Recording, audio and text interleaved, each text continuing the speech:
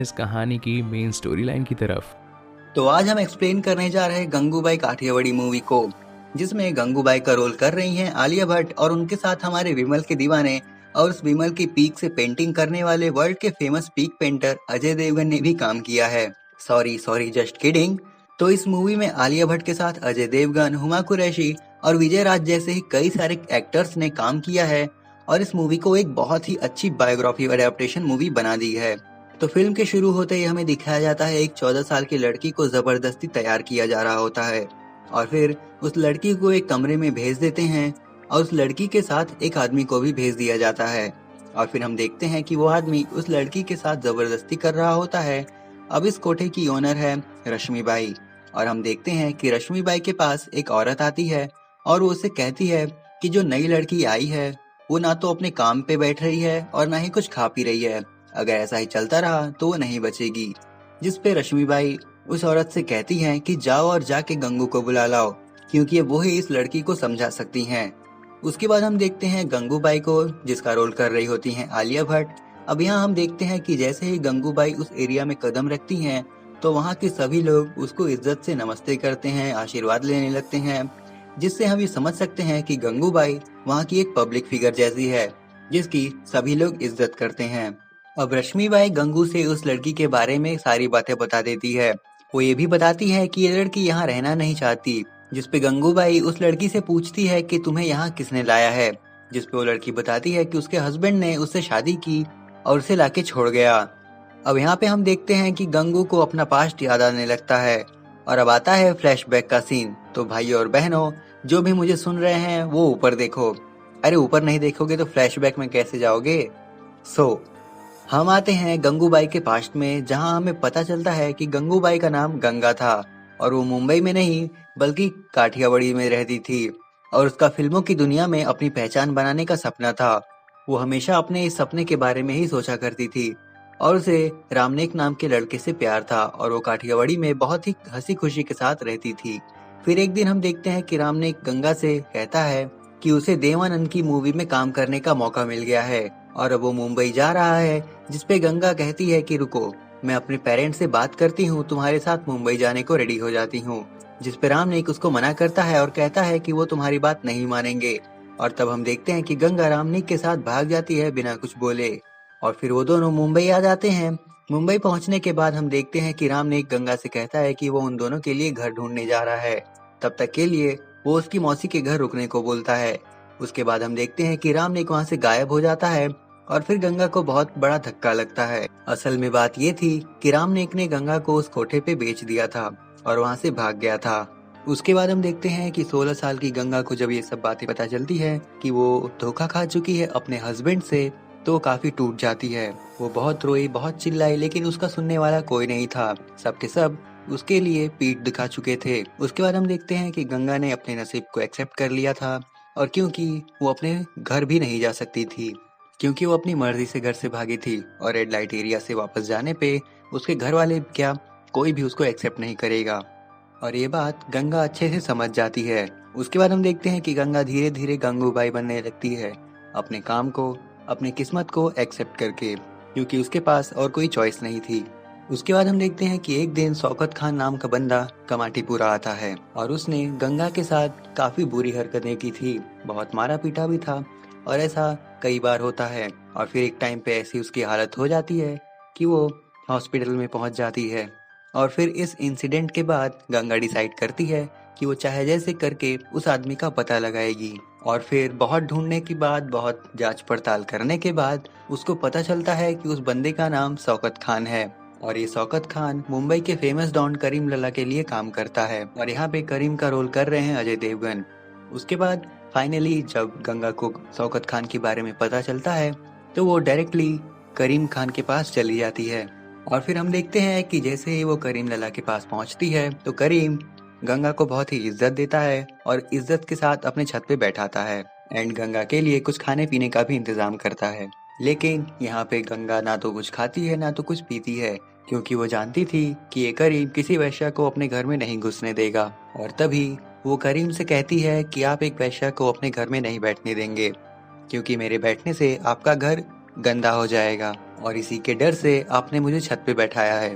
अब आपने इतना तो कर दिया, लेकिन आप भूल रहे हैं कि जिस किचन के सामान में आपने मुझे ये सब दिया है वो भी तो गंदा हो सकता है मेरे छूने से। अब यहाँ पे हम देखते हैं कि करीम गंगा की बात सुन के काफी हैरान हो जाता है और तब वो उससे पूछता है कि आखिर तुम कहना क्या चाहती हो? मैं तुम्हारी बात नहीं समझ रहा, क्या तुम साफ साफ समझा सकती हो? अब यहाँ पे हम देखते हैं कि गंगा करीम के सामने शौकत खान के बारे में सब कुछ बता देती है, जो जो उसने किया, जितना जितना उसको तड़पाया था, सब कुछ। अब उसकी पूरी बात सुनने के बाद करीम ऐसा डिसीजन लेता है जो कि गंगा को यकीन नहीं होता है। करीम कहता है कि तुम अगर सच बोल रही हो तो तुम डरो मत, बस नेक्स्ट टाइम ऐसा करना कि जब भी शौकत खान तुम्हारे यहाँ आए तो तुम उसके बारे में मुझे बता देना, वहां से मैं सब कुछ देख लूंगा। अब यहाँ पे हम देखते हैं कि गंगा को ये सब यकीन नहीं हो रहा था और वे उसकी बात सुनने के बाद रोने लगती है और फिर वो उससे कहती है कि आज तक किसी भी इंसान ने, किसी भी मर्द ने मुझे इतना रिस्पेक्ट नहीं दिया और किसी के पास भी मैं इतना सेफ फील नहीं की जितना आपके पास कर रही। उसके बाद हम देखते हैं कि गंगा उठती है और अपने बैग से एक धागा निकाल के करीम के हाथ पे बांध देती है और उसे कहती है कि आज से आप मेरे भाई हैं। उसके बाद हम देखते हैं कि गंगू वापस कमाटीपुरा चली जाती है और फिर हम देखते हैं कि एक टाइम पे शौकत खान फिर से उसके घर आता है और इस बार जैसे करीम ने कहा था वैसे ही गंगा ने शौकत खान के आने के बारे में करीम को बता दिया। अब यहाँ पे हम देखते हैं कि फाइनली करीम वहाँ पे पहुँचता है और शौकत खान को अच्छे से सूटता है। अब शौकत खान को अच्छी तरह से कूटने के बाद करीम बोलता है कि गंगू मेरी राखी बहन है और जिसने भी इसके साथ कुछ भी बुरा बर्ताव किया तो मैं उसका हाल शौकत खान के जैसा ही करूंगा। ये बात सब लोग कान खोल के सुन लो। उसके बाद हमें पता चलता है कि शीला मौसी काफी ज्यादा बीमार रह रही थी, एक टाइम पे उनकी डेथ भी हो जाती है। उसके बाद हम देखते हैं कि शीला की डेथ के बाद गंगू वहाँ की लीडर बन जाती है और वहाँ की सभी लोगों को वहाँ से जाने को कह देती है और कहती है कि हम सब अपना ख्याल खुद रख सकते हैं। उसके बाद थोड़ा टाइम बीतता है और फिर गंगा गंगू से गंगूबाई बन जाती है। उसके बाद हम प्रेजेंट में आते हैं जहाँ गंगूबाई उस लड़की से कहती है कि तुम्हारे पास दो ऑप्शन है, या तो तुम इन लोगों के साथ काम करो या फिर मर जाओ।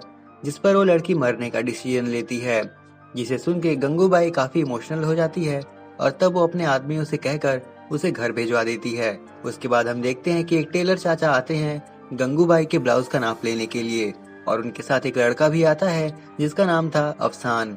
अब गंगूबाई और अफसान एक दूसरे को देखने लगते हैं तो गाय यहीं से गंगूबाई और अफसान ब्लाउज का नाप लेते देते एक दूसरे को पसंद करने लगते हैं।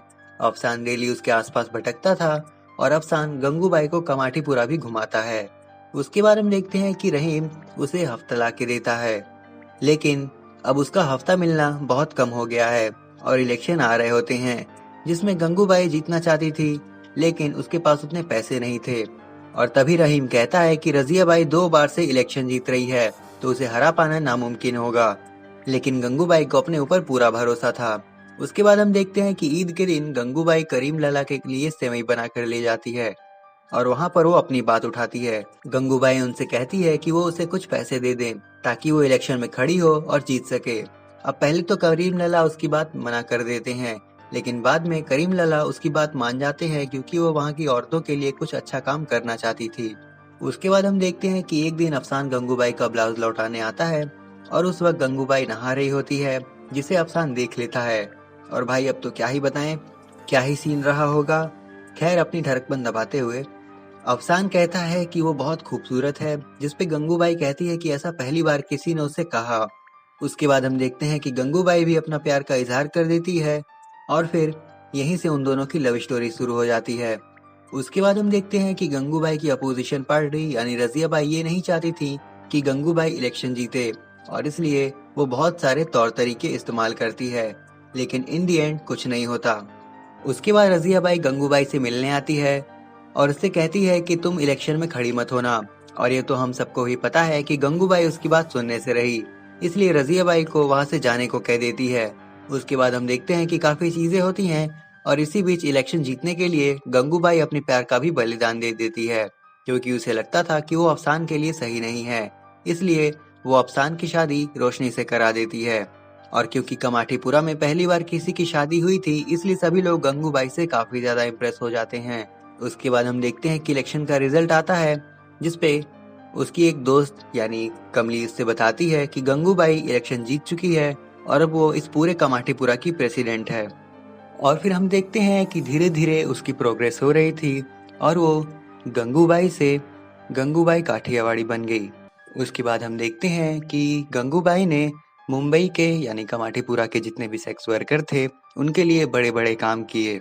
हम देखते हैं कि गंगूबाई ने जितने भी सेक्स वर्कर थे उनके बच्चों के पढ़ने के लिए काफ़ी काम किया और जो बूढ़े सेक्स वर्कर थे यानी जो बुजुर्ग लोग थे वहाँ के उनके लिए पेंशन की व्यवस्था की और जो लड़के लड़कियों को भगा के यहाँ पे भेज देते थे उनको वापस घर पे भेजना और उनके लिए इंसाफ दिलाना और जिन्हें मेडिकल ट्रीटमेंट चाहिए, जिन्हें कोई बीमारी हो, इन सभी का वो ध्यान रखती थी।